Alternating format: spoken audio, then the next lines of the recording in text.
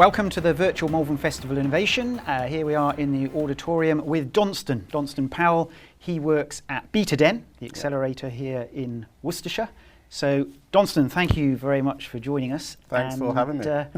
What I wanted to do today was talk a bit about the role of an accelerator and also what you've been doing in Worcestershire with BetaDen and how it kind of supports tech businesses and the ecosystem. So maybe few words about how long BetaDen's been running and what it's been up to.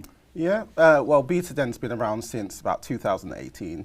So it was a pre-pandemic kind of shuffle of trying to help innovation, create more jobs, and just trying to really boost the tech network and the ecosystem throughout Worcestershire. There was a lack of these kind of environments where you can really grow a business in the tech environment. So BetaDen was brought on to really kind of challenge that and to support local entrepreneurs and local businesses in the area. And you've just done the tech showcase recently for cohort 9. 8. Cohort 8. So I mean, that means you've had 8 cohorts. So over that period of time, then you've got through 8 different groups of companies. What kind of companies stand out and what have you learned doing that with them? Yeah, well, that's kind of the beauty of my role, which is I get to work with a lot of different companies. Currently, BetaDen is very much sector agnostic, so we can see anything from AI constructs to, I don't know, voice biometrics to 3D concrete printing, 5G applications, advanced manufacturing. There's not really a sector that BetaDen hasn't quite been involved in yet within Worcestershire, so we've been able to kind of spasm across a wide range of technologies, which is always great to see. And so if you're helping businesses with all those, different sectors and so on, how is it that you're able to offer that support that they need? How can you help them with their bit of focus? What's your model? We've always said BetaDen, we are not technically the specialists, right. But we bring in the specialists. Right. So if you in the market for a need on legal advice or IP patent attorneys, we bring those people in. If you need support in your financial management and how to get investment ready, we bring the right accountants in. Thankfully, Worcestershire has a hotbed of all these support services that are available to us and are readily happy to provide their knowledge and their expertise to these budding companies. Yeah. So, I mean, give some examples of where a tech company, because they're mainly tech, of course, in BetaDen, would get some help with those sort of things. So what examples would a company use those advisors for, sort of specifically? So, for example, BetaDen, we run across a 9-month program. Right. Within those 9 months, you get access to a wide variety of mentors. So say if you came into the program, you're already making like $1 million turnover, you're already quite a successful business and you're running on your own, but you either have a side project that you want to release where a bit of proof of concept funding can help support that, or you need kind of a new outlook into the markets that you're engaging. You might be looking into a new focus, a new revenue stream. We can help with that market structure. Right. So BetaDen is very much about your route to market. Every program or every mentor is kind of tailored to your specific needs. It's not quite a generic job as a one-size-fits-all. Okay. So whatever your business specifically needs, whether it be investment, whether it needs a market structure, we help bring in those experts to help provide the support for you. Okay. And on a typical cohort, then, how many companies are you actually helping? We help between 8 to 10 companies per cohort. Depends if we're talking about accelerate or incubate. Yeah, so I was going to ask a little bit about that because BetaDen originally was around the acceleration program, yes, which was taking a more established business potentially and taking it through.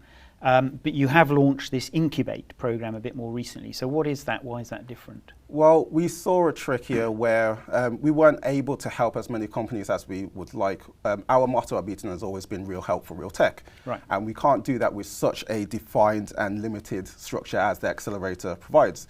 So we opened up the program to more startups, those who are, kind of struggling to start a business, who are not quite sure how to get into the tech world or how to implement more tech into their business, or even with this new AI kind of, landscape that we're in, how to implement AI the right way into their business. And that's where the BetaDen Incubate program comes in, which is quite a boot camp, shorter version of what the Accelerate program is. Okay. And the other thing I noticed that BetaDen did was a BetaDen North, which refers to North Worcestershire, potentially.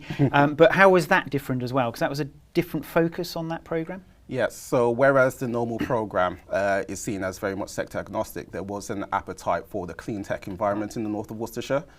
We did provide a program for that as well and saw 10 successful companies accelerate their products and services through that program, cleaning up their clean tech services. Okay, and do you think that in the future you'll run things like that again, where they're tech focused or sector focused? Yes, it will definitely be on the appetite of the county. We are mostly Worcestershire focused, but we look with a national eye. Right. So whatever the kind of trends are going, we know everyone's talking about AI, but the next thing is also quantum. So we are looking into what the quantum technology space can be and where we can provide support locally for those spaces. Yeah, and obviously there are other accelerators around the country. Do you look at what they're doing to help with what you need to offer? I mean, do you learn from them? Do you share best practice? Yeah, there's always ways to learn from other accelerators, especially those who are kind of larger and bigger than us that are doing the right things. But we do definitely keep in mind that we are a Worcestershire focus and a Worcestershire first initiative. So we do not really compare to the likes of Birmingham, to the likes of Bristol, to the likes of London. So we definitely tailor our program to the needs of what the Worcestershire community really needs, what the entrepreneurs here really need, and we try to help support that. Okay, and do the entrepreneurs that are interested have to be in Worcestershire, or can they move or test it and then potentially move in the future? Or do they have to be in Worcestershire at all? No.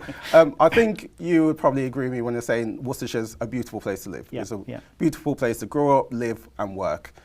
We hope that we attract the right businesses to want to, come here, see what is capable in Worcestershire, and then moving forward, possibly they'll want to set up a lifestyle here. And then that's kind of our grab into, oh, hey, look at us. This is what we're capable of. Maybe you'll want to move here. But our offer is open to wider than Worcestershire, but we just have a focus on what is capable here in Worcestershire. Yeah. So in terms of the tech, I mean, you said you're agnostic, but obviously there are some areas of technology that are, of interest to people at the moment. You mentioned AI, but also there's some tech that's relevant to the county, agri-tech and things like that. Are you steering some of the companies in that area, or are you flagging up different technologies and trying to attract certain companies in, do you think, in the future? We definitely take an eye onto what the future holds, because obviously tech is all about future-based industry. So we have to keep a mind on, okay, what's coming next? And in that case, the popular buzzword, as always, is AI. But we are definitely looking into the quantum space, which is very exciting at the moment with the global quantum race that is happening.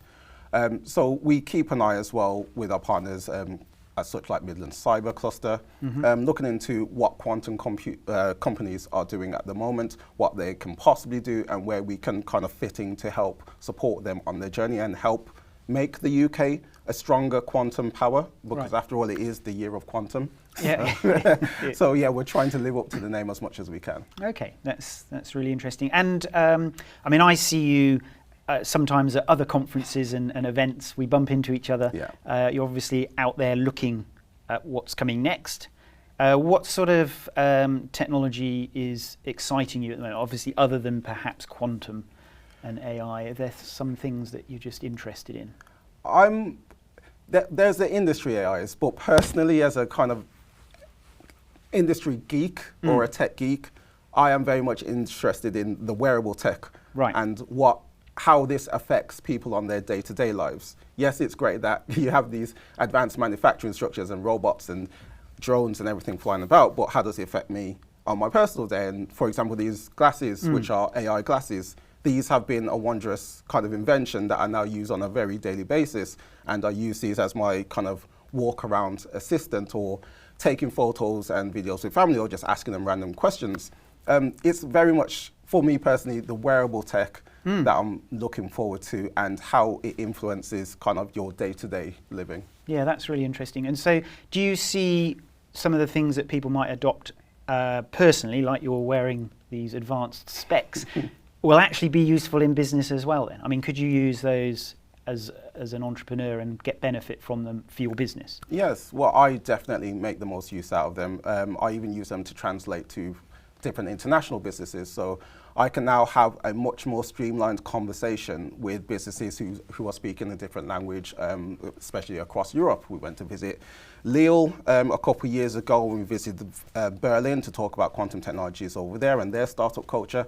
Having capabilities like this that are readily available without having to necessarily bring out your phone every time, it just provides that more humanistic aspect to a conversation, which is seen as lacking in the tech industry. Yep. But this is kind of helping to bridge the gap between the humanistic and the tech capabilities of today. Very interesting. And what else do you think is missing in Worcestershire then in terms of the support? So obviously BetaDen can provide some support, particularly around the tech and maybe the sort of IP and legal. What other things do you think's missing, and what should we try and do about it? What have you come across? I think some of the ecosystem building is a bit tough. I visited Scotland not too long ago to check out their ecosystem exchange, and it was amazing how connected they are to academia, how connected they are with government, how connected they are with their funding. Worcestershire still has a very, quite a large problem with connecting all the right people together so everyone knows where the access points are. We are trying to solve that. That's why we do so many events. We do a lot of networking events. We started the Tech Fest this year as well, Worcestershire Tech Fest, which we hope to now become an annual thing. And we do the BetaDen Showcase Tech events. So it's something that needs to be built upon on how we can more closely work together and really put a highlight on what we are really capable of. There's a lot of hidden technologies here, a lot of amazing businesses, and we just want to showcase that a lot more. And the businesses that go through BetaDen and come out the other end, how do you stay in touch with them? How do you help them going forward? We annoy them. No, okay. No. Because BetaDen, we're quite a small knit team, so we're very friendly. We're very passionate about what we do. So thankfully, we've been able to attract the right businesses that kind of understands our kind of ethos on what the tech ecosystem should be. The networking events kind of do it themselves, but we always give a call back to these companies, say we have a speaking slot here, we have a workshop there, and just a catch up on how they're doing. We definitely like to stay involved, and we like to build those connections. So whoever needs help in the future, even post BetaDen, we're always here to help connect you with further along people. And with the alumni now, we're on cohort 8, looking forward to cohort 9 in the next year. We have a strong alumni network. So we always say once a BetaDen, always a BetaDen.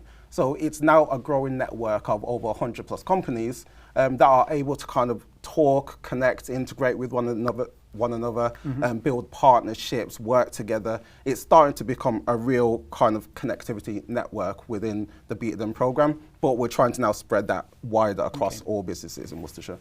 And you mentioned upcoming cohort 9, and depending when people are watching this, it could be cohort 10 or 11, but how do companies that are interested apply or get involved? What's the role, what's the process?